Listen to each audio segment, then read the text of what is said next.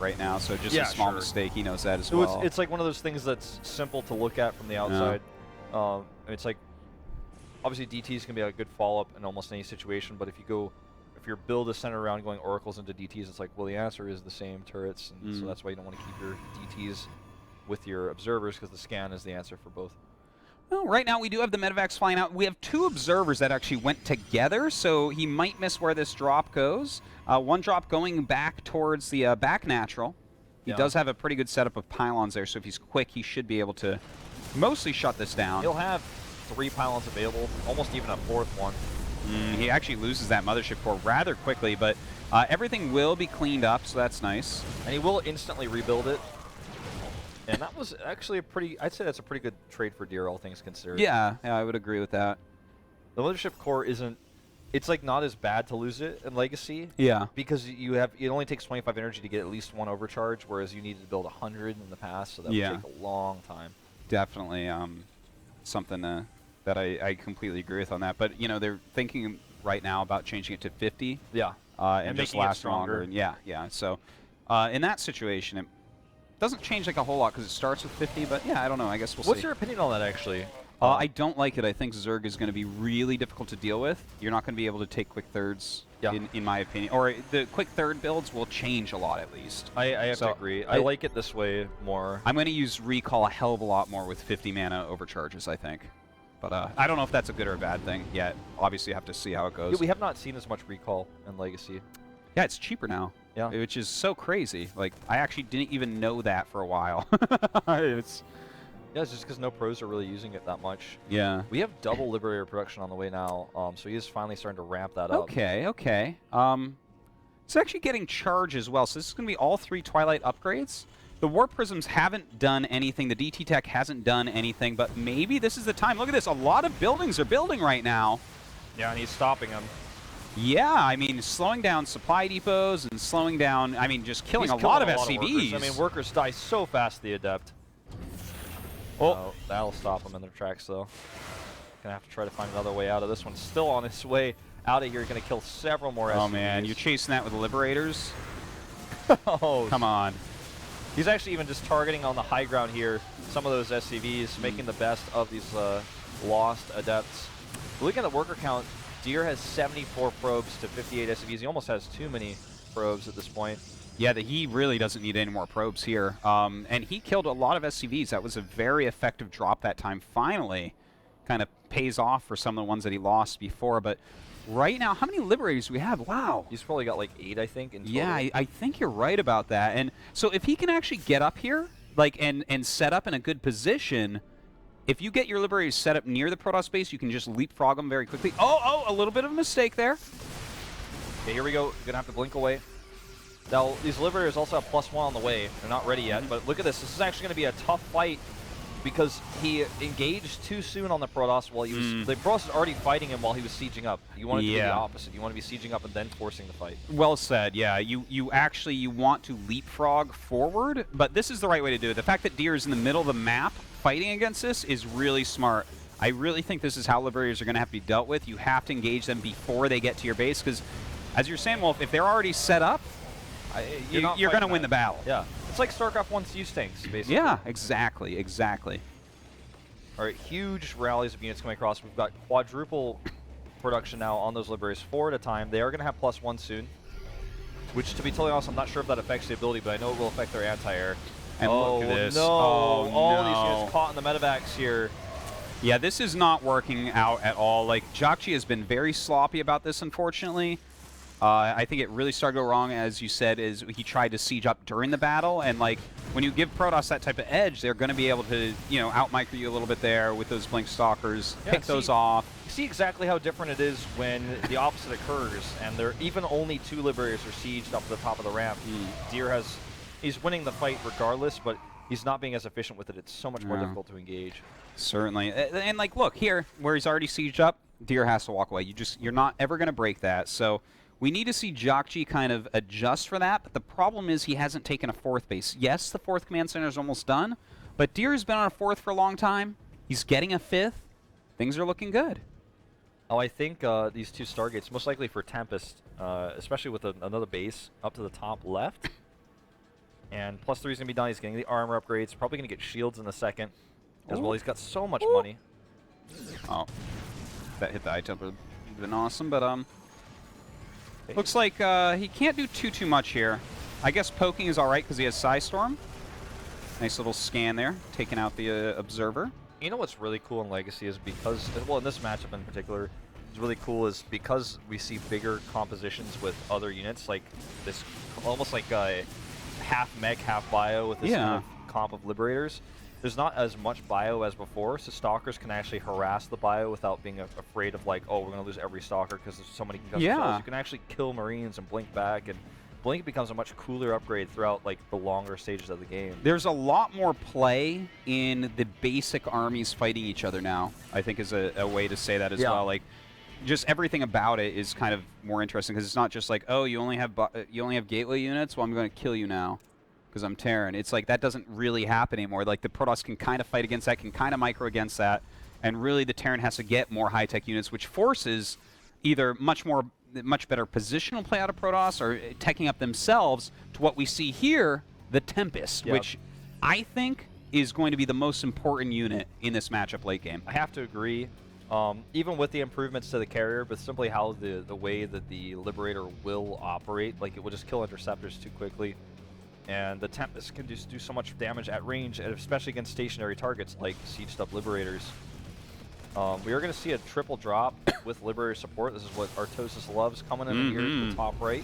I think it's such a great move, really. Looks like we do have a little bit of a harassment here. Didn't see how that started, but I think the Warp Prism died, but he didn't clean up all the Zealots. Oh, Storm even going down on this mineral line. These Liberators are just move commanding into this. He's not targeting because he's targeting the planetary, but this Protoss army needs to get out of here. Yeah, he's actually going to lose everything there, which kind of sucks. I guess that actually right now they're both looking elsewhere on the map, and this is some serious damage. And to hit right before these Tempests, a lot of money has been sunk into going Tempests here, so that's actually really good. Yeah, he's going to just blink underneath these attack zones, though, kill the rest of this army. And, you know, just looking at the supplies here and looking at the worker count, the army for jjakji here is just being replaced only by bio because he doesn't have enough money to replace the Liberators he's losing. He doesn't even have 3-3. Yeah. Well, it looks like right now walking into some Liberators again there. He's got to be careful about that. Those Liberators pre-set up are really good. Oh my god, this is such a big attack here from jjakji. If he can get that, it's going to be huge. Looks like some Psystorms come in, but the bio runs up trying to snipe these High Templars. A lot of Storms being used there to try to stop them from killing them all. Yeah, and finally we do see a few more Zealots joining into the battle, and those Psystorms and Archons, because that was the issue there. He just didn't have enough buffer for his ranged units, but now he has it. We have a third Stargate now completed, and he can go triple Tempest here. And look at his money. He can afford triple Tempest easily. And he can set his Nexi on Chrono for that and just continue to have so many Tempests. He's making mostly Stalkers now as well because he has so many Archons to help buffer with Immortals and Storm. He doesn't need Zealots that much. And he can help deal with the Liberators as well with that Stalker. Oh, force. Totally. And, you know, I think that jjakji's been just a little bit off in his Liberator play here, and now we're into this section of the game with his late 4th base and the fact that he just sacrificed a lot of army trying to kill the 5th of Deer and it didn't work. This is tough, man. If he had taken his base earlier, maybe he could have a 5th now. Maybe he could mix some ghosts in. These Psystorms are killing him. But as of this moment, he doesn't have a lot going on. Yeah. And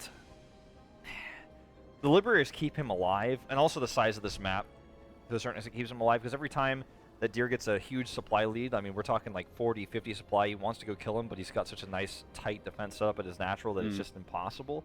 But eventually he's going to get worn out because he's starting to run out of money, and we all know how quickly bases mine out in this expansion. He's already basically on only 2 bases versus Deer's fully saturating 3 bases with a 4th one on the way.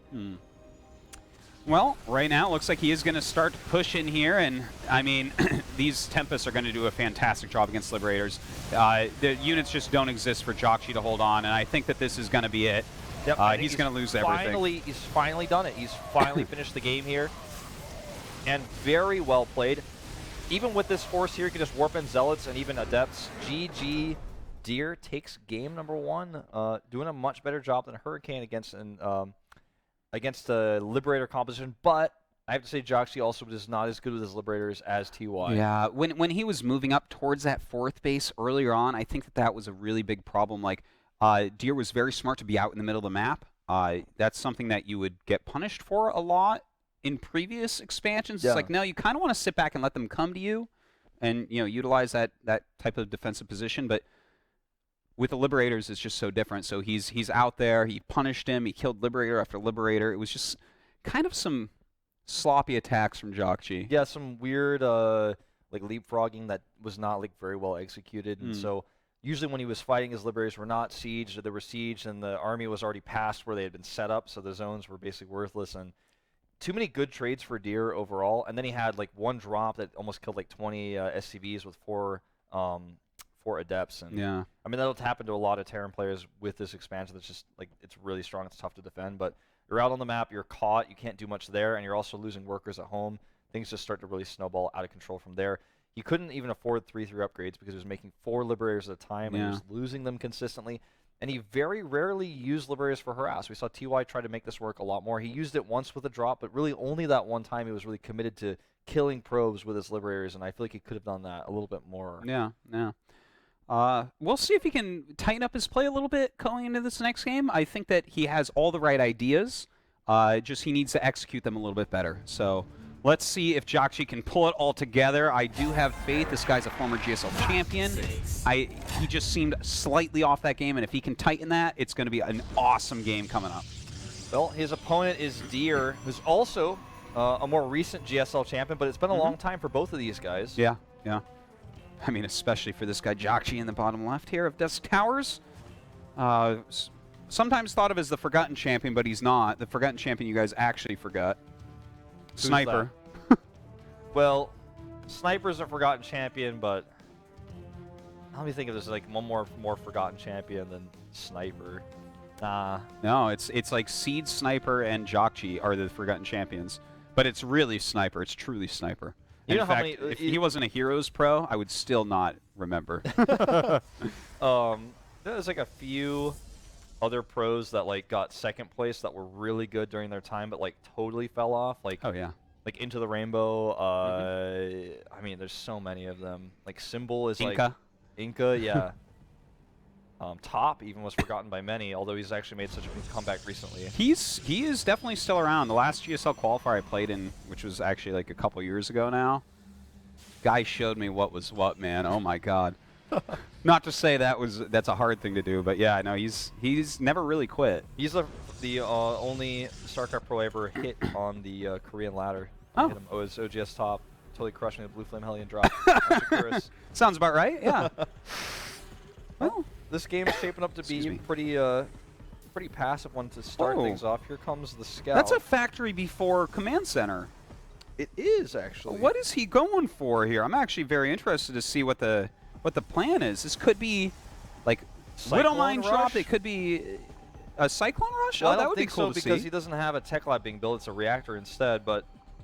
Yeah, that's true. But that reactor isn't for the factory. That is just for the front on the barracks. So maybe this could even be like a 1-1-1. Yep. Those exist right now. There are really wonky one-base all-ins that you will hit sometimes if you play a lot of ladder. They hit faster than they would otherwise because of the way the economy works in Legacy. And while we're going to see another throwback here, it's going to be a scouting Mothership core. As he knows something's up because he's like, there's no Reaper. Everyone makes a Reaper. That means you might go to factory. You might have some crazy triple CC build or something. I need to know. And you know what? This could be a little bit scary because a probe is coming as well, right? So it looks like he's probably going to do the pylons at the bottom of the ramp with adepts, with the overcharge to kill off the reactor and 2 depots. But with this one base tech, he might be able to just hold on. Like, he's got a Widow Mine in here. That counts for something for sure. Well, it's going to really stifle his production if he needs to lift this barracks. All right, let's see how this one plays out. With good control here on the Adept, he can definitely kite these Marines. Ooh. Okay, just keep kiting them. Yeah, he's actually pushing it back very, very quickly here. Second Adept is on the way down, too, don't forget. Yeah, he needs that second Adept. He just needs to continually zone out this Mothership core as well. That's very, very important. That's now the most important thing. Oh, the Adept shading forward is really good. Really smart play. Oh, and the Mothership core dodges that, gets out of range just in time, and it looks shut down. Wow, I actually just got some sick chills from that. That was really well done by jjakji. Just perfect zoning.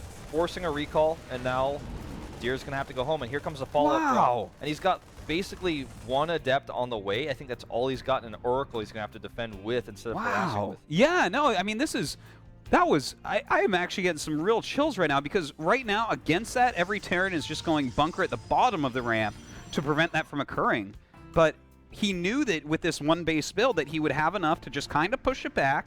He didn't lose any units. That was so well done. He didn't even let his Widowmine shoot. It was awesome. Now, there is one pylon in range here for the defense. He wants to target down that Widowmine, and he will get it. Ooh. And away it goes. That animation looked really funny with the Marine jumping in. It looked like the Oracle was shooting the medevac. Yeah. Well, with the Widowmine going, I guess that's the end of that build. So one of the concerns I have with, the Widowmine being gone, one of the concerns I have is looking at the workers just with the way Chrono works now, and you can just constantly have 2 Chronos on both your next sites, 43 probes to 29 SCVs. What a difference that is economy-wise, and oh my god. No turret, nothing, no Widowmine. This might just be game over. Yeah. It was such a really cool idea, too. Yeah, there's a Liberator here, but I mean, the Liberator is not helping the fight, and that's you only lost 6 SCVs. Oh, pick up the Cyclone. Excellent lift. Excellent lift. And that Stalker Look is at actually, this. Oh my god, he needs to keep that Phoenix alive, and he doesn't. This is going to be a close fight here. He actually will lose it, though. With the Stalker there, you can't do it. A Phoenix versus a Liberator is almost an exact trade, so just any like extra a Phoenix damage. versus a Viking, basically. Yeah, yeah. The Liberator versus Air is more about its ability to do AoE damage, like a weak Valkyrie or something, but the third bases for both players are finishing up around the same time here, Artosis. No, is that the third CC? Yeah, it is. You're right. But again, look at the probe versus SCV count. That's what I'm really worried about here for jjakji. Yeah, and if you look at the income on our UI, you can even see that with mules, he's still significantly behind, like 400 per minute behind. That's a big deal too. The Phoenix is kind of poking, but they don't want to dive onto that. There's no reason to dive onto look at the unit count. He's got like a Cyclone and 3 Marines and a medevac. He can't pressure for any extended period of time. He lost everything he made. Looks like we're even seeing stasis wards being placed, which is really cool. I've been using that a lot on the ladder because that's so fun. I haven't been using it much because I always lose my Oracle. I use it the most in PvP because if you catch even a squad of like Archons or Zealots, like you can just win the fight. Absolutely, it's actually a pretty awesome ability. Oops. That was a bit of overzealous, but I mean, he did see the low Marine count, so. Yeah. I guess the game continues. It's just, and you know what? If Deer keeps throwing away units, maybe that's one way that jjakji comes back into this. Because, yeah, I mean, he has that 3rd command center, but I just keep looking at these economies, and Deer has his roll in, man. It's looking good. His units are starting to pop out. He's really making his infrastructure. For his production, he's got harassment units on the map. Whereas jjakji is like, okay, I'm technically still alive. Here we are. Yeah, jjakji is like basically cowering in the corner with his hands above his head, like surrendering. He even misplaced his CC. Oops. At least he didn't leave the game like I saw on the internet today. Some other Zerg player did. But Blink and +1 about to finish. He's got a lot of gates he just powered up. I think he might actually just go for forcing a lift here. Oh, I like this. Locks on. And units. Yeah, it does fair damage there. Nice tag, actually letting him see where everything is. And this is the moment. Yeah. He has to decide between defending his 3rd base and defending the harass here. Yeah, this is really bad for him. And they do actually they need to keep Zoop over there. Actually, a little bit of a misplay. He could already be killing SCVs with those. They could do even more damage. Yeah, and he's still zoning out this Terran army though. And this is terrifying. No. He's going to get the command center. Easily. That's so sad. If the bio comes down here to challenge it, it's going to go into a concave of Blink Stalkers and Phoenixes. And he's actually just abusing the Stalker's range now. He might even be able to pick off these depots. Dude, this is... I mean, there's not really anything left for jjakji here, unfortunately. He's 40 supply down. And I think this is the beginning of the end. Could even be the end of the end. To be honest, it's that's a lot of Blink Stalkers there. He's got great vision. These Widowmines are not able to do anything right now. Gonna just sack some Zealots to get rid of those charges. And he's got another Nexus coming up behind this as well. He's trading too efficiently. And he already has the +1 upgrade. jjakji has no upgrades for this bio. Not even concussive shells. And you know what? GG. Okay. Deer ends up taking that 2-0, but again, it felt like jjakji had some great ideas. Definitely early game, he had some very nice control. When his actual attack, his actual pressure came, and Oracle was waiting and killed his Widow Mine, and that was like...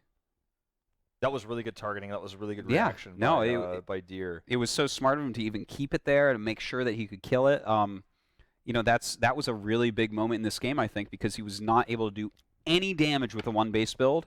Like, literally, as he was walking up the ramp, he walked past a Nexus that was starting as a third. So that's so hard to come back from. He also had, like, a Cyclone and a weird hodgepodge of units that barely got defended with Overcharge and that Oracle, and then from there he was trying to rebuild his economy with no units whatsoever to speak of for Harass. And as a Terran player versus Protoss, you constantly have to be pressuring, or else the Protoss just runs away with the game, especially when he's got 3 bases.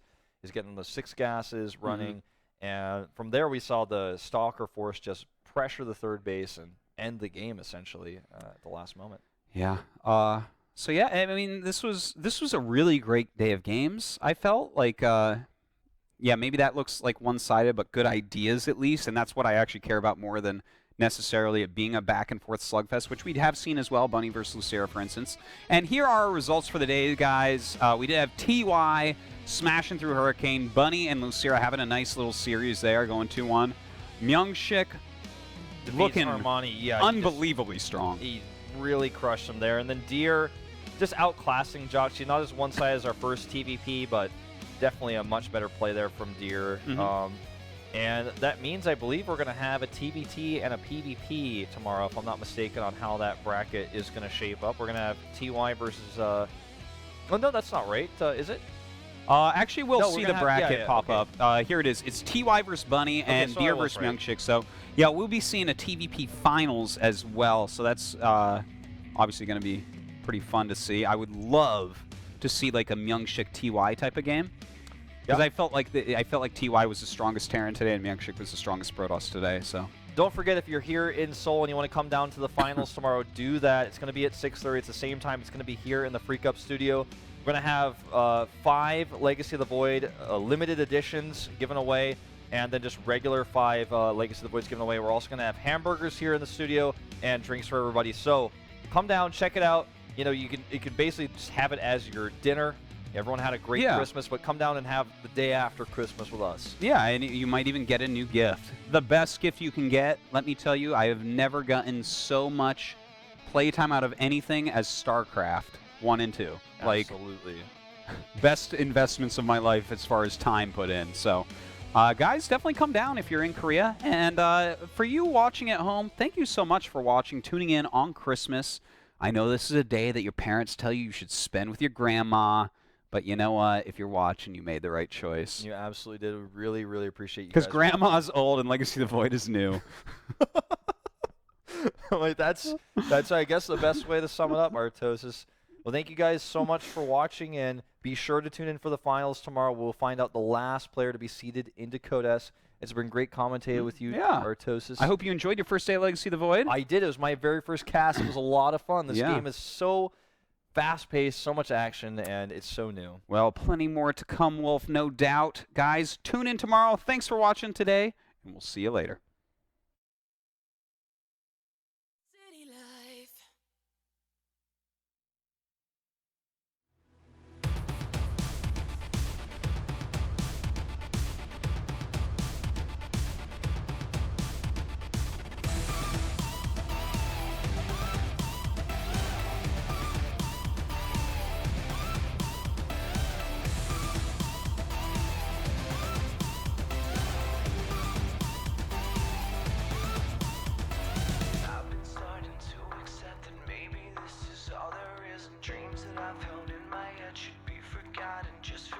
You thought you were bound for greatness. Rock and roll could be a savior. Keep that to yourself and just fit in. Don't stand out or they'll destroy. Your words are sharp and filled with poison. Never